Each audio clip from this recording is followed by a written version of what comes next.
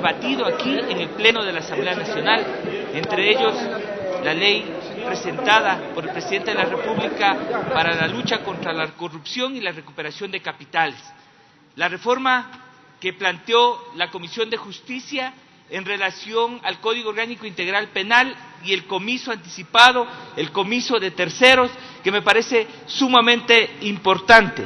Pero quiero iniciar señalando que la lucha contra la corrupción es un deber y una tarea de todos y de todas. Es necesario que asumamos la práctica de lo correcto como una filosofía de vida, como una herramienta de transformación y como una única forma de administración de lo público. Es cierto que en esa cruzada de transparencia, por la coherencia y por la verdad, se requiere todas las acciones, tanto preventivas, y esto es sumamente importante, acciones preventivas, acciones de ejecución y acciones de reparación en lo posible, que son los temas a los que me voy a referir en el análisis de esta ley. Me parece que hemos avanzado bastante en lo que Luigi Ferrajoli denomina como garantías primarias, pues si revisamos nuestra legislación encontramos varias disposiciones positivas de hacer y varias negativas de no hacer en relación a la administración pública. Sin embargo, al parecer no hemos avanzado lo suficiente sobre las garantías secundarias, sobre aquellas garantías que se destinan a la reparación cuando existen violaciones de garantías primarias. Y en ese sentido, más bien quiero, señora Presidenta y compañeros, plantear tres elementos fundamentales. El primero, esta ley se ha planteado y se ha presentado al país como la panacea para la solución de la lucha contra la corrupción y la recuperación de capitales, presentándose con el Consejo de Participación Ciudadana, presentándose a la ciudadanía y antelándose a varios proyectos, dándosele la prioridad a varios proyectos que fueron presentados por otros asambleístas. Sin embargo, de eso, quiero señalar que el Presidente de la República presentó un proyecto de ley parecido a este, en donde de una manera totalmente radical, en diferencia, plantea que sea el Ministerio del Interior quien lleve adelante este procedimiento parapenal, cuando aquí en esta ley se plantea que sea el Consejo de Participación Ciudadana. En mi intervención que realicé, cuando hablábamos de la ley de lucha contra la corrupción y recuperación de capitales presentada por el Presidente de la República, había señalado puntualmente que violentaba algunos principios constitucionales y estaba fuera del marco constitucional. Yo más bien, sin ningún tema en particular, hablando desde el tema político, quiero referirme en forma técnica, con aportes y criterios en relación a esta ley. El proyecto de ley que analizamos el día de hoy pretende lograr la recuperación de capitales, un objetivo que sin duda nos convoca a todos y a todas, pues existe la obligación constitucional y convencional de reparar en todos los casos cuando se trata de las afectaciones patrimoniales al Estado. Reviste aún mayor importancia de la que convencionalmente se le agrega. Es por todas esas razones que el proyecto de ley requiere un análisis técnico y coherente, a lo que yo me refería al momento de señalar anteriormente algunas líneas, que no responde a la coyuntura. Compañeros, estos temas no pueden responder a la coyuntura y tampoco pueden responder al populismo penal, que no responda al cálculo político ni a la política de grandes titulares cómplices de la demagogia. Son elementos que el pueblo ecuatoriano tiene que analizar y conocer.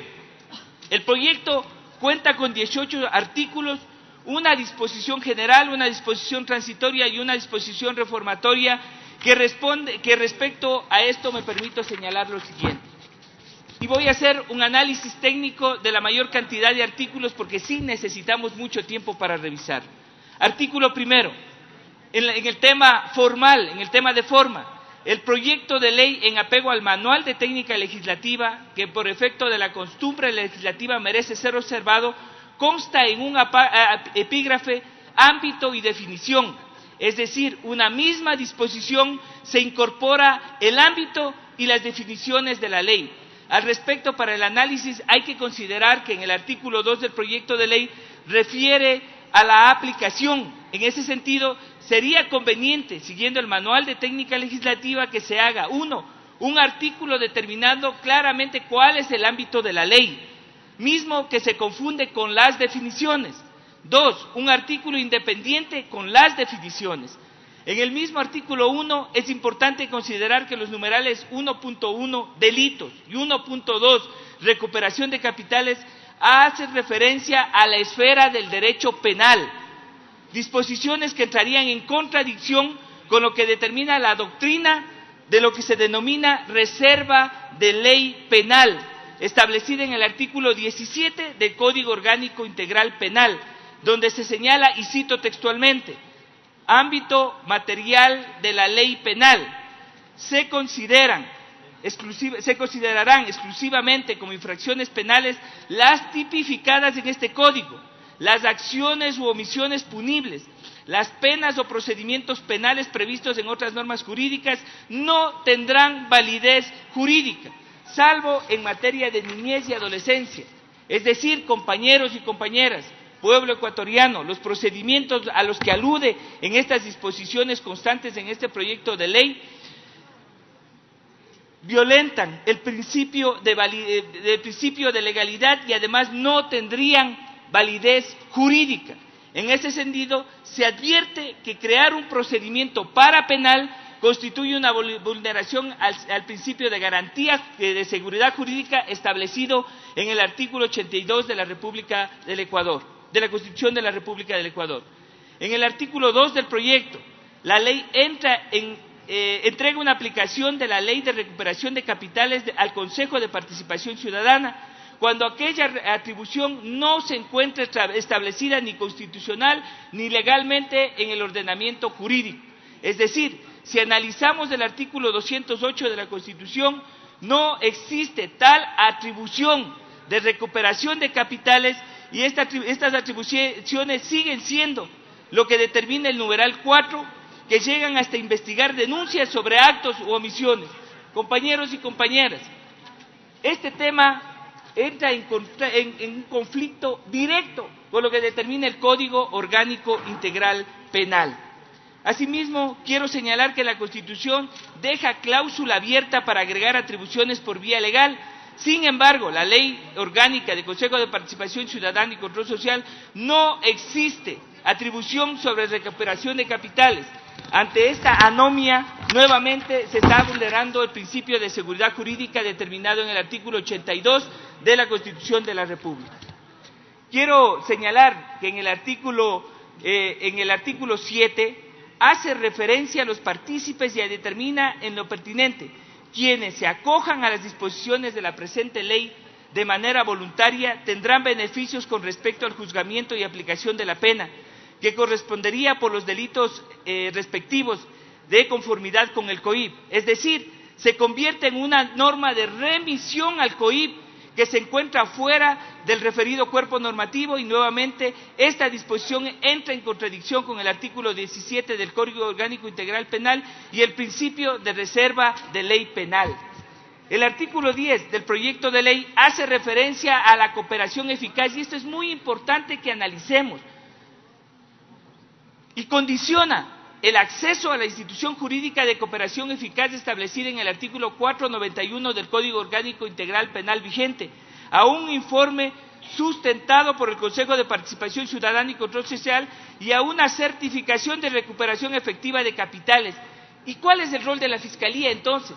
Si va a ser el Consejo de Participación Ciudadana quien determine qué bienes o qué recursos son ilegales o proceden de enriquecimiento ilícito. Quiero señalar, como decía, que la cooperación eficaz está condicionada al acceso a esta institución, el ejercicio del Consejo de Participación Ciudadana.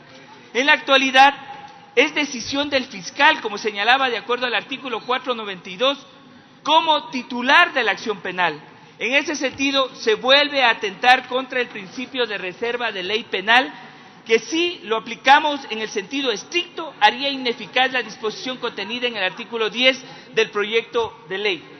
El artículo 13 del proyecto de ley faculta al Consejo de Participación Ciudadana y Control Social para acreditar equipos técnicos con el fin de investigar, detectar, ubicar y recuperar capitales. Escúcheme bien, con el fin de investigar, detectar, ubicar y recuperar capitales.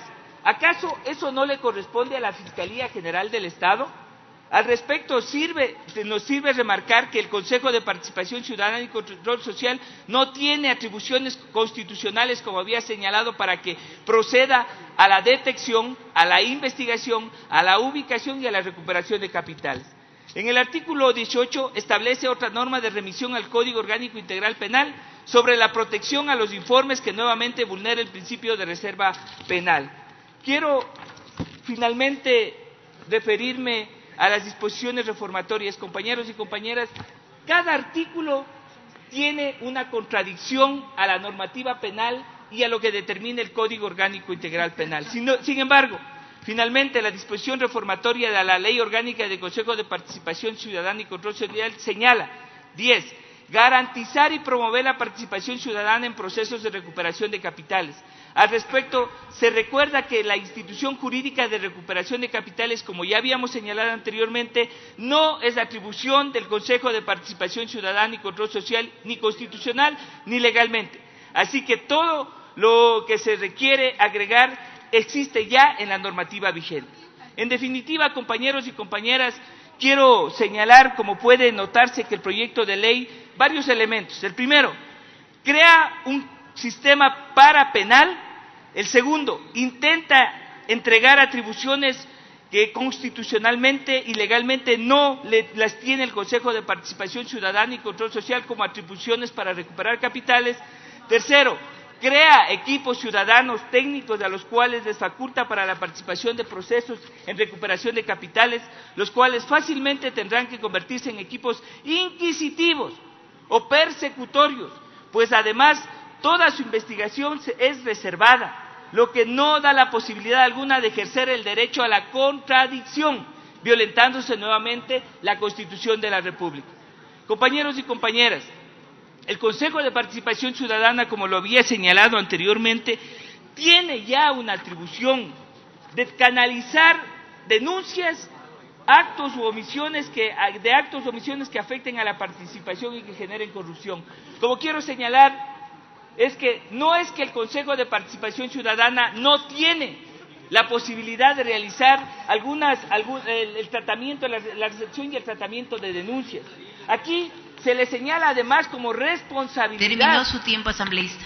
Como responsabilidad del presidente del Consejo de Participación Ciudadana viabilizar las denuncias pertinentes y es más presentarlas ante la autoridad. Para terminar, señora Presidente, compañeros y compañeras, el proyecto de ley requiere que sigamos profundizando en su análisis constitucional y legal. En tal sentido, exhorto a que en este pleno lo realicemos de la manera más técnica posible para que las garantías secundarias no terminen contraponiéndose a las garantías primarias.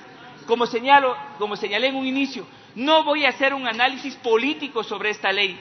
He tratado de ser lo más técnico posible y remitiré mis observaciones por escrito a la comisión para que se sirvan a analizarlo y que lo que se apruebe esté en el marco de lo que determina la Constitución, la ley, pero además de lo que requiere el pueblo ecuatoriano.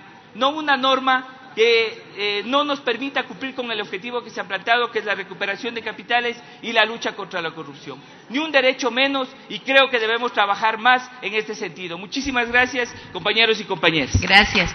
Tiene la palabra el asambleísta René Yandún.